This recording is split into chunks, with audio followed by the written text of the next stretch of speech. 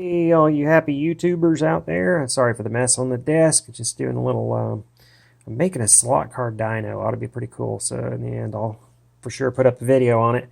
Anyway, I wanted to do a few really short videos here for controllers, basically. If you watched my other video, or if you want to go back on that one that kind of explains resistance of the controllers matched with the slot cars themselves, you'll understand this a lot better.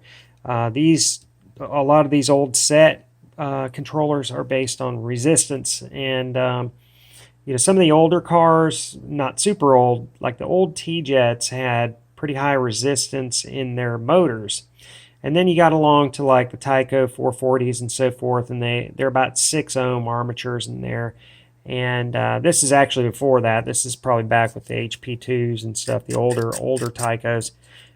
This is a 70 ohm controller. I redid the wiring on it because I've got clips on my track, but obviously it'll come with an old Tyco controller connection.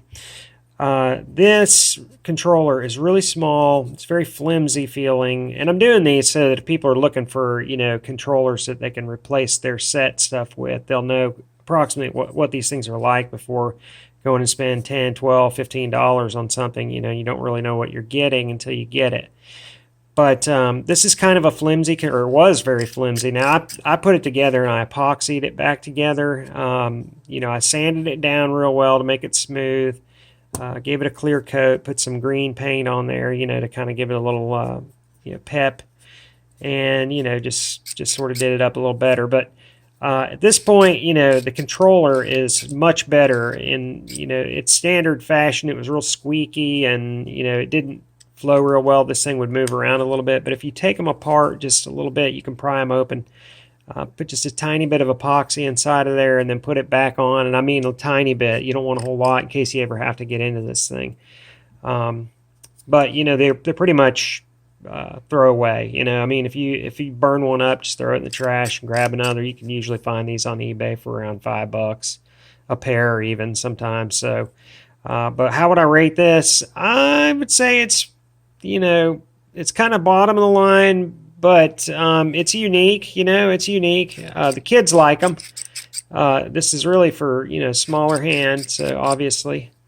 But it does function well because the 70 ohms is a good kind of happy medium. There you can control the old T-Jets, the new Mega G Plus, and, pretty much everything in between. So I give this guy a thumbs up if you for a cheap controller. You just have to, like I said, do a couple of fix-its here because, I mean, I could like take it and pull it apart with one hand, before.